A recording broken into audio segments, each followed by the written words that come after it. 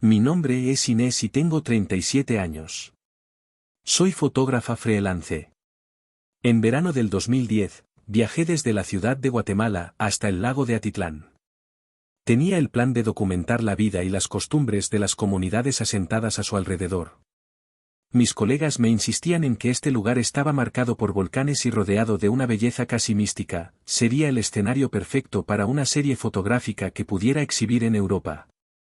Yo estaba ansiosa por explorar cada rincón y empaparme de las leyendas que corrían sobre el lago. Lo que nunca imaginé es que en ese viaje hallaría más que bellos paisajes. Llegué a Panajachel un sábado por la mañana. Todavía recuerdo la primera vez que contemplé el lago desde la carretera, un manto azul intenso rodeado de verdes volcanes que parecían custodiar un tesoro milenario. El ambiente era fresco y ligeramente húmedo. En el muelle, donde se congregaban turistas y lancheros ofreciendo paseos, se mezclaban los idiomas inglés, francés, alemán, por su parte, el español. Sin embargo, lo que más llamó mi atención la presencia de las mujeres con sus trajes típicos y sus coloridos bordados ofertando textiles y artesanías. Me alojé en una posada modesta cerca del muelle, estaba atendida por una señora llamada Teresa, una tipa de mediana edad atenta y siempre sonriente. Después de acomodar mi equipaje y darme una ducha, salí a buscar comida y a curiosear. El plan era tomar algunas fotografías y conversar con los lugareños para planificar mi recorrido alrededor del lago. En una de esas vueltas conocí a Tomás, él era un guía local y vestía con pantalones de tela, camisa sencilla y un sombrero de ala corta. Se ofreció a llevarme a distintos pueblos de la ribera, de paso también podía explicarme historias y leyendas que conocía de pequeño. Tuve buena química con él de inmediato, era una persona amable y parecía disfrutar compartiendo los secretos de su tierra. Aquella misma tarde, conversando con Tomás, supe de la leyenda que muchos lugareños llamaban el guardián del lago. Según me contó, se trataba de un espíritu o entidad antigua que habitaba en las profundidades y que la gente la describía de distintas maneras, algunos, por ejemplo, lo veían como un hombre alto y pálido, otros como un ser con rasgos de animal acuático. Su supuesto propósito, vigilar que las aguas se mantuvieran puras y que los habitantes honraran al lago con respeto. En las noches de luna llena, dicen que se ve una luz extraña moviéndose sobre el agua, relató Tomás. Hay quienes aseguran que el guardián sale a la orilla y que esos susurros atraen a quienes deambulan solos. Le pregunté si creía en esa historia y me miró con una mezcla de escepticismo y miedo. No sé si sea verdad lo del guardián, pero el lago tiene muchos misterios. Mi hermana desapareció aquí hace unos años, jamás la encontramos y para la familia representó que el lago se la tragó. Desde entonces no puedo mirar estas aguas del mismo modo. Sus palabras me estremecieron, en ese momento yo solo veía el lugar pintoresco lleno de vida, pero en sus ojos se reflejaba un dolor profundo. Le pregunté si me podría llevar a San Pedro a Santiago Atitlán, quería comenzar mi recorrido lo antes posible y tenía curiosidad por seguir escuchando historias como estas. El día siguiente, desde bien temprano, tomamos una lancha desde Panajachel hasta Santiago Atitlán, uno de los pueblos más grandes de la ribera. La travesía fue sencilla, el agua estaba calmada y el reflejo de los volcanes sobre la superficie azul daba la impresión de un doble horizonte. Saqué mi cámara y comencé a disparar sin parar, quería capturar cada instante. Tomás me señaló el volcán San Pedro y me contó historias sobre erupciones y antiguos rituales. Al llegar, recorrimos las calles principales, había un ambiente animado, vendedores ambulantes, tuk-tuks ofreciendo viajes, mujeres vendiendo fruta fresca y niños que corrían jugueteando. Me tomé el tiempo para fotografiar los trajes típicos y la cotidianidad de las familias locales. Más tarde nos sentamos a almorzar cerca de la plaza central. Tomás me enseñó algunas palabras en dialecto de la región. Fue una jornada realmente productiva, ya cuando cayó la tarde, mi tarjeta de memoria estaba llena de imágenes del pueblo y sus habitantes y aún así en el fondo de mi cabeza, seguí rondando la historia del guardián, especialmente cuando me acercaba a la orilla y contemplaba el agua ahora teñida de un dorado por el sol. Regresamos a Panajachel al anochecer, yo estaba exhausta, pero algo en mí se resistía a encerrarse en la posada. Decidí caminar un rato por la playa del muelle antes de dormir. La noche era cerrada, apenas se distinguían algunas luces tenues y embarcaciones lejanas. La silueta era imponente por los volcanes. Poco antes de las 10, sentí como si alguien susurrara mi nombre, Inés, Inés. Giré sobre mí misma convencida de que no había nadie. Un escalofrío me recorrió la espalda, podía escuchar a lo lejos la música de algún bar, pero ni con otro sonido cercano pensé que tal vez el cansancio me estaba jugando una mala pasada. De todas maneras, decidí marcharme de la posada con un ligero temblor en las piernas. Esa noche dormí inquieta. Soñé con aguas profundas y con una voz que me llamaba desde el fondo del lago, una voz ni masculina ni femenina, era como si se formaran ecos superpuestos. Me desperté al amanecer con un mal presentimiento que no lograba sacudirme. Al día siguiente, Tomás y yo emprendimos ruta a San Juan de la Laguna y luego a San Pedro de la Laguna, pueblos también a la orilla del lago. En San Juan conocí a un pintor local que vendía cuadros vibrantes con escenas de la vida maya. Como parte de mis entrevistas, le pregunté sobre el famoso guardián y si acaso creía la leyenda. El pintor, que se hacía llamar Manuel, se tomó un instante antes de responderme: mi abuela solía decir que el lago estaba vivo y que a veces reclamaba lo que era suyo. Ella no hablaba de un ser como un hombre, un monstruo, sino de la energía del lago. Si lo ofendes o no le muestras respeto, el lago te va a terminar cobrando. Cada vez que alguien desaparecía en el agua, mi abuela aseguraba que el lago lo había atrapado. Noté que al pronunciar esas palabras Manuel no estaba bromeando, lo estaba diciendo con una convicción grave, como si fuera parte de su historia familiar. Lo dejé ahí sentado ante sus lienzos y comencé a caminar, sintiendo un cosquilleo de nervios en la boca del estómago. Más tarde, en San Pedro de la Laguna, conversé con un guía comunitario. Me contó que en los últimos años se habían registrado varios ahogamientos. Muchos guías atribuían esas muertes a corrientes subterráneas, las cuales podían arrastrar a las personas con fuerza, pero también había quienes insistían en que al anochecer el lago susurraba nombres, invitaba a las personas a internarse en las aguas. Ese relato me erizó la piel, ya que justamente la noche anterior yo había sentido que alguien estaba susurrando mí. Uno de mis objetivos personales más allá del trabajo era tomar alguna foto que capturara el misterio del lago. Puede sonar un poco romántico, pero tenía la ilusión de retratar algo que fuera más allá de lo puramente turístico, tal vez un amanecer silencioso con neblina o el reflejo de una luna en la superficie. Me propuse levantarme de madrugada para buscar esa instantánea perfecta. Sin embargo, Tomás, siempre práctico, me advirtió: Inés, por favor, no salgas sola a la orilla tan tarde, hay gente que se emborracha y no falta. Maleantes, además, estaban sus rumores del susurro. No sé, mejor, siempre tienes que estar acompañada. En esa era, como me llamaba, adaptando mi nombre a su forma de hablar, sonreí y le dije que no se preocupara, que tendría cuidado. En el fondo, una parte de mí se sentía atraída por la idea de escuchar de nuevo el rumor que me había helado la sangre. Quería capturarlo con mi grabadora de periodista, tenía que descubrir el sobrenatural que se escondía en esas aguas, o quizás todo era mera sugestión. 2 días después decidí quedarme en San Pedro de la Laguna. He estado sacando fotos de gente vendiendo comida en la calle y de los viajeros que tocaban música en los bares. Hacia las 10 me alejé de la zona iluminada, avancé hacia un muelle secundario donde no había casi nadie. La noche era clara, dibujando un camino plateado en el lago. Encendí mi grabadora y la sostuve con algo de nerviosismo, esperaba registrar cualquier sonido extraño. El agua estaba quieta como un espejo, mis pasos retumbaban sobre la madera del muelle.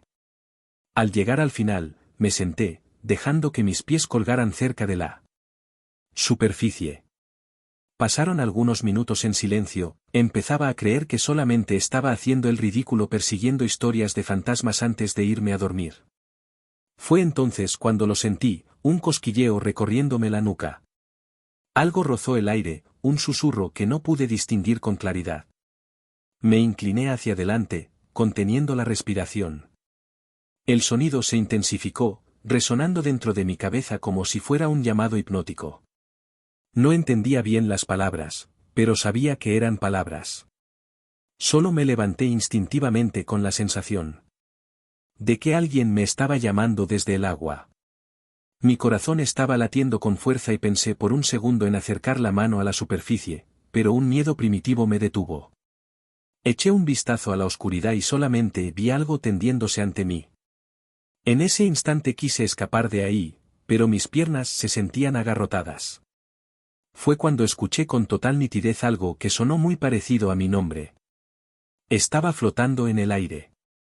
El son me golpeó la mente como un trueno suave pero persistente, aterciopelado. De golpe, la realidad. Al escuchar pasos apresurados detrás de mí, era Tomás que vino corriendo con una linterna. Agitado, Inés, ¿te encuentras bien? Te estuve buscando. Sus gritos me sacaron del trance y di varios pasos hacia atrás, terminé cayéndome. Desentona en el muelle, la grabadora seguía encendida, temblando en mi mano. Sin decir nada, Tomás me ayudó a ponerme de pie, ambos nos alejamos de la orilla tan rápido como pudimos. No vuelvo a hacer esto. Ya, le advertí que eso no es cualquier cosa, yo solo quería saber si era verdad lo que decían, admití con la voz temblorosa. Escuché algo, Tomás, un susurro. Casi sentí que me estaba llamando. Él me contó entonces la historia de su hermana, lo hizo con más detalles que la primera vez. Mi hermana se llamaba Belén y tenía 18. Una noche salió a caminar por la orilla, cerca de nuestra casa, nunca volvió. Varios vecinos dijeron que la vieron adentrándose en el agua, como si la hubiera poseído un embrujo. Algunos aseguraron que escucharon risas o voces y que luego ella desapareció en la oscuridad. Lo escuché en silencio, con un nudo en la garganta. Era difícil no conectar su relato con lo que acababa de sentir en el muelle. Aún así, no tenía pruebas, esa grabadora, al revisar más tarde, solamente registró un leve murmullo y luego mi respiración agitada. Nadie que escuchara ese audio diría que se trataba de una voz humana en busca de respuestas. Comencé a tomar de que regresáramos a Santiago Tlatelulco para hablar con un anciano. A este personaje la gente lo consideraba una especie de sabio. El cham local vivía a las afueras del pueblo en una pequeña casita de adobe rodeada de árboles frutales. Gregorio, como lo llamábamos, nos recibió con un gesto afable y nos ofreció asiento en el patio. Lo primero que noté fue su mirada profunda y tranquila, como si conociera historias de muchos siglos. Le expliqué lo que estaba buscando, testimonios sobre el susurro en el lago y la supuesta entidad que habitaba las profundidades. Él suspiró largamente, encendiendo un incienso, y comenzó a hablar en un español pausado que incluso estaba mezclado con algo de dialecto. La gente le dice al guardián. Los más viejos cuentan que antes a él le ofrecían rituales para la gente de antes, el agua era sagrada. Con la llegada de costumbres nuevas y la pérdida de respeto, esa entidad se volvió irritable. Cuando alguien llega con un corazón roto, con malicia o con curiosidad, indebidamente, él lo llama y algunas veces se lo lleva. ¿Podría tratarse únicamente de corrientes peligrosas?, pregunté, intentando encontrarle una explicación más racional. Las corrientes existen, pero yo he visto cosas que no se explican con simple lógica. Hace años ayudé a buscar el cuerpo de un joven, sus amigos dijeron que lo vieron caminar hacia el agua como en trance. Nunca apareció, ni siquiera flotando, como si el lago se lo hubiera engullido por completo. El anciano entonces me clavó los ojos con una seriedad sobrecogedora. Si el lago te ha llamado, muchacha, ten cuidado, este lugar es un espejo del alma, refleja tus miedos, tus culpas y tus anhelos. Hay seres y energías muy antiguas aquí, si tu corazón no está fuerte, podrían aprovecharse de tu debilidad. Aquella tarde regresé a mi alojamiento con la cabeza dándome vuelta, no podía dejar de pensar en el susurro que había escuchado en mi interior. Sentía una mezcla de fascinación y miedo, imaginaba que algo en el fondo del lago me había reconocido y eso me asustaba de una manera que nunca antes había sentido en la vida. No me atrevía a admitirlo, pero también había una parte de mí que quería volver a escucharlo, a entenderlo, a capturarlo en una fotografía o en una grabación que sirviera de prueba refutable. Tal vez era la vena periodística o la pasión que me empujaba a revelar misterios, pero en ese momento me resultaba complicado diferenciarla. Curiosidad profesional de riesgo real. Tomás me notaba más callada de lo habitual, intentó sugerirme que buscara otro enfoque para mi proyecto fotográfico, retratar la belleza natural, la gastronomía, las artesanías.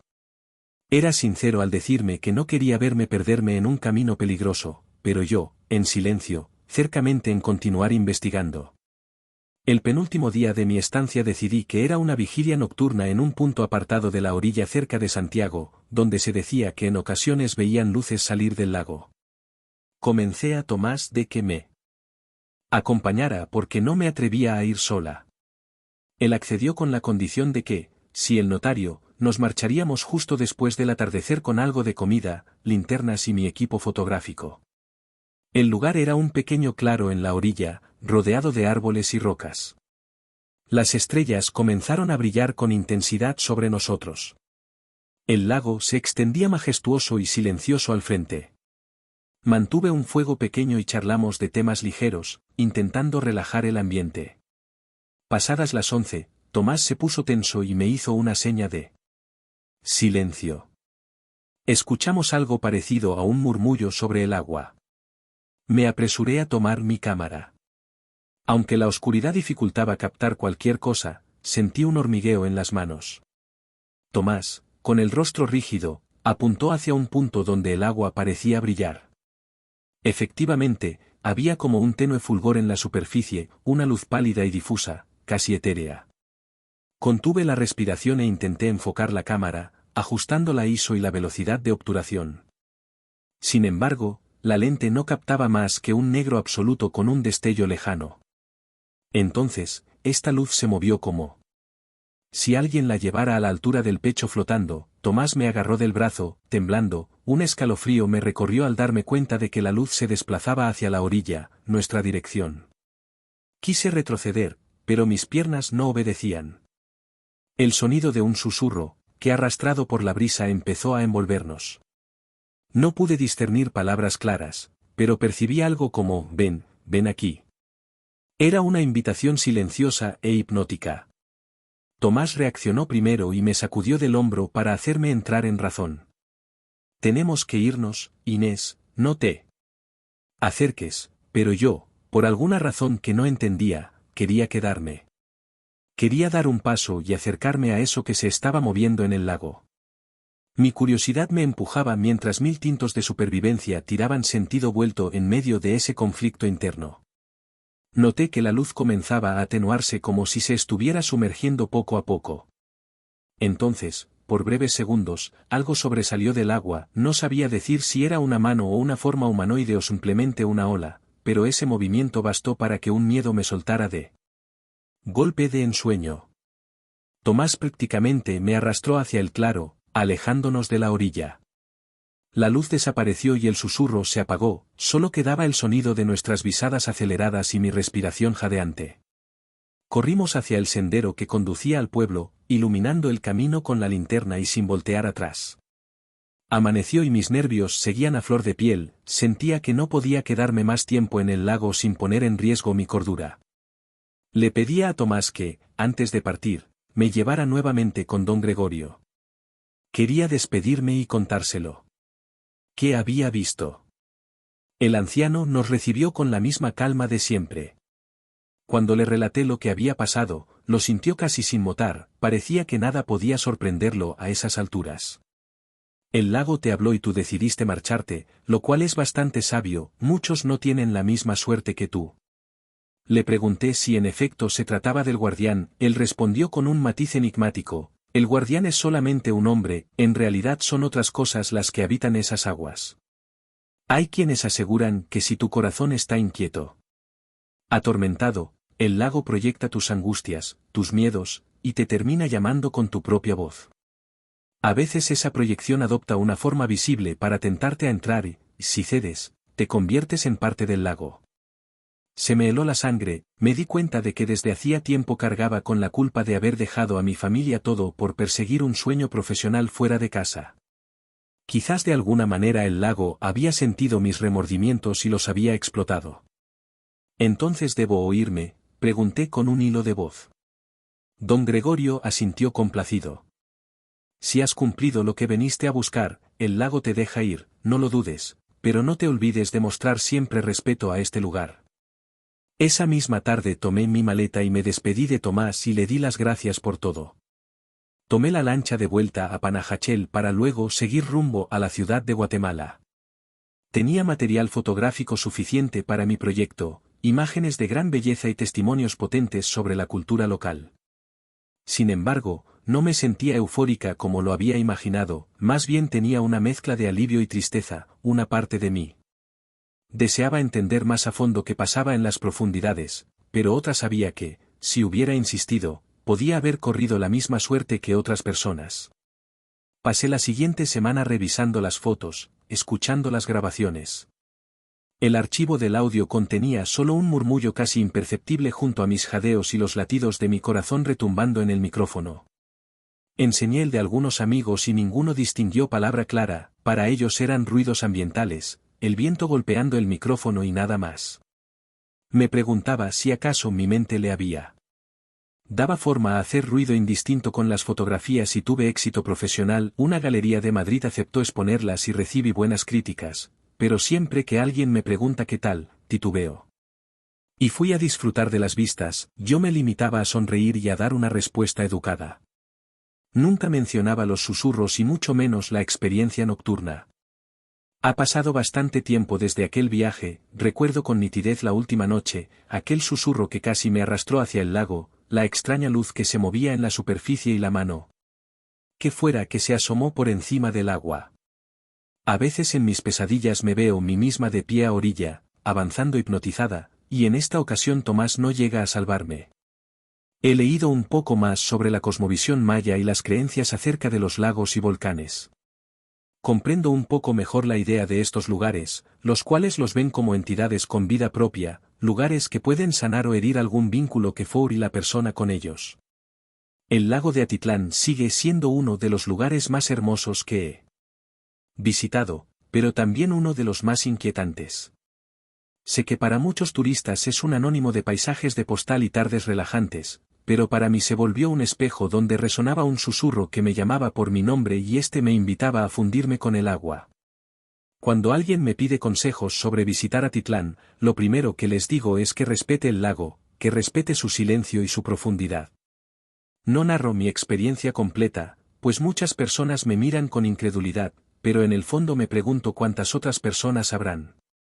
He escuchado ese murmullo. ¿Y cuántas más habrán respondido al llamado sin poder escapar?